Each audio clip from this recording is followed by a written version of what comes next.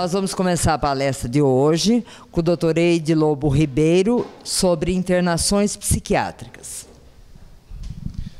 Obrigado, doutora Edith. Obrigado, Zaneide.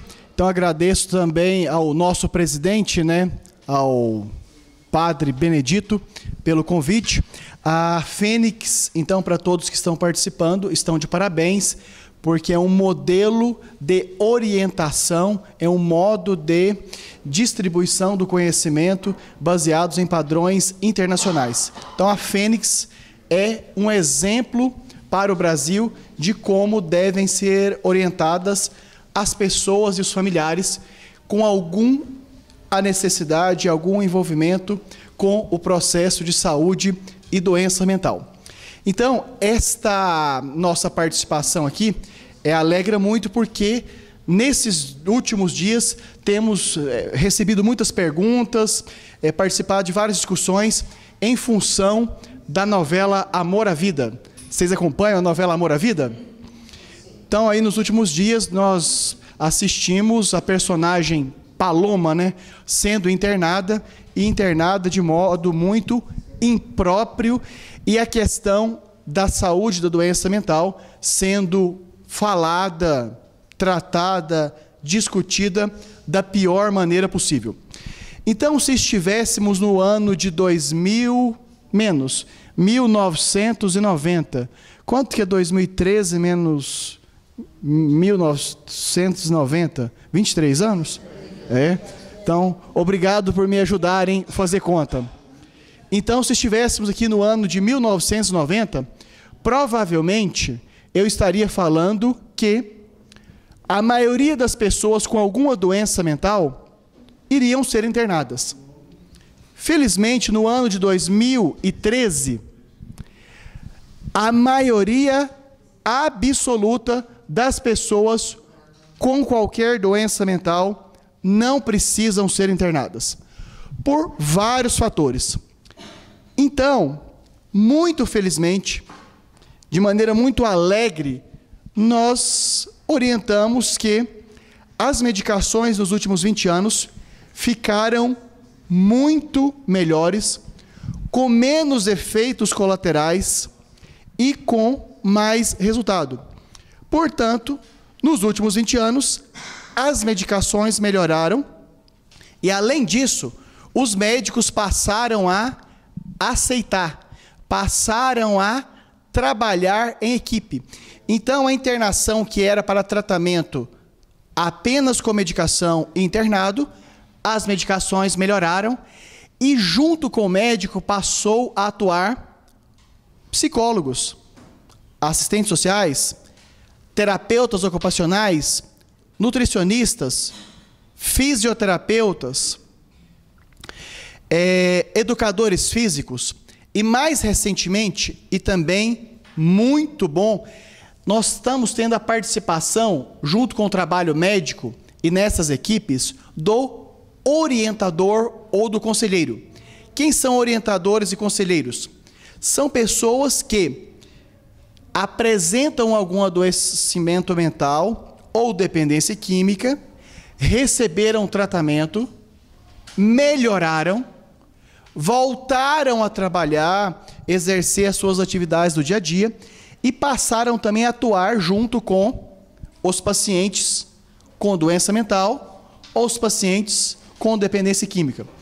Portanto, atualmente, a minoria das pessoas precisa de internação. Outra coisa, voltando à questão da medicação. Boa parte dos pacientes que têm qualquer doença mental não tomam a medicação, não ingerem, não bebem a medicação como deveria. Para isso, a ciência evoluiu. Nós temos as chamadas medicações de depósito. O que é isso? Se o paciente não está tomando a medicação, existe a possibilidade dele tomar uma injeção que faz o efeito por 15 dias, 1 mês, 2 meses. E ainda existe uma medicação também na forma ZIDS, em que só de ter o contato com a língua, essa medicação já é absorvida em grande quantidade pelo organismo. Portanto, as medicações melhoraram, os médicos ficaram mais abertos ao tratamento na saúde mental, também com outros profissionais. E aqui também eu reconheço o papel muito importante de organizações como a Fênix, que contribui com conhecimentos para que as pessoas também possam, junto com seus familiares, aproveitarem melhor o tratamento e, com isso, evitar a internação. Então, a Fênix é um dos caminhos para não precisar internar.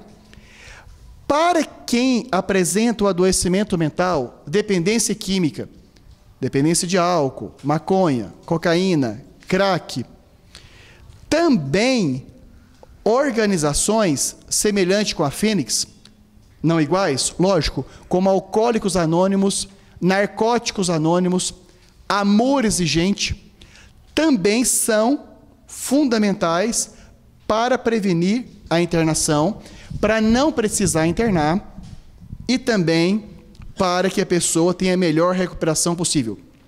Portanto, inicialmente, eu quero resumir as boas notícias.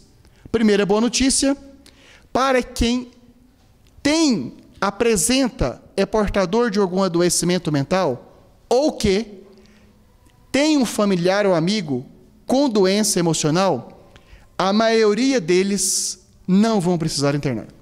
Essa é a primeira grande boa notícia. Segundo, as medicações ficaram melhores, com menos efeitos colaterais e melhor ação. Outra boa notícia. Terceiro, o tratamento, felizmente, está cada vez mais completo. Não é exclusividade do médico, mas o médico junto com uma equipe. Quarto, temos a possibilidade de organizações como Fênix, Alcoólicos Anônimos, Narcóticos Anônimos, de estarem nos instruindo. E, geralmente, uma pergunta que sai no final, doutora Edith, é que é caro, o tratamento é caro. Há também uma boa notícia. Ainda não é o ideal, mas a quantidade de serviços, de locais aonde a pessoa possa receber um bom tratamento para a saúde mental aumentou bastante. Logicamente que precisa de aumentar mais, porque nos últimos 5 anos, principalmente, multiplicaram o número de CAPs, Centro de Atenção Psicossocial, postos de saúde, unidades básicas de saúde e hospitais que fazem esse tratamento. Resumo da primeira parte: internar é uma exceção.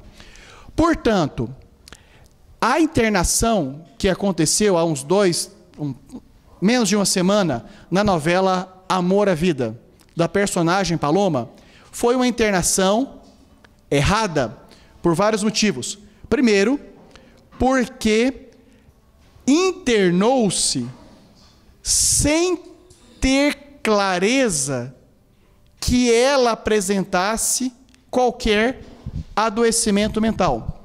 No caso, pelo fato dela ter sido abordada portando droga, já teve um problema com a justiça e da justiça foi encaminhada para uma internação. Portanto, é uma informação distorcida, errada, imprópria e que, infelizmente, lá estão falando com pelo menos 40 milhões de pessoas e aqui nós estamos falando com 40 pessoas. Mas 40 pessoas que equivalem a mais que os 40 milhões. Portanto, a informação chega de maneira muito ruim, como aconteceu. Porque a personagem Paloma não foi devidamente avaliada, a opinião dela não foi considerada, e outra, a internação de uma pessoa depende também das informações vindas não só de um familiar, mas de vários familiares. E no caso dela, ainda houve um descaso do atendimento e, para piorar, ela ainda recebeu o tratamento chamado eletroconvulsoterapia, com vários erros.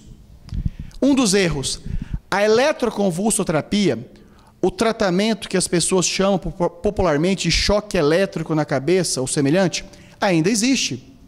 Mas existe para pessoas que já tentaram diversas formas de tratamento sem resultado. E no caso da personagem Paloma, já no primeiro ou segundo dia de internação, ela recebeu esse tratamento. Segundo, eletroconvulsoterapia é realizada com o paciente anestesiado. No caso da personagem Paloma, ela recebeu esse tratamento sem estar anestesiada. E pior, essa aplicação, essa conduta, esse procedimento médico para a personagem Paloma foi feito sem que nenhum outro tratamento tivesse sido feito, e pareceu para quem estava assistindo que tinha finalidade punitiva, o que está totalmente errado. Eletroconvulsoterapia jamais deve ser usada para punir qualquer que seja o paciente por qualquer que seja o comportamento. É um tratamento, e um tratamento que precisa estar em último lugar.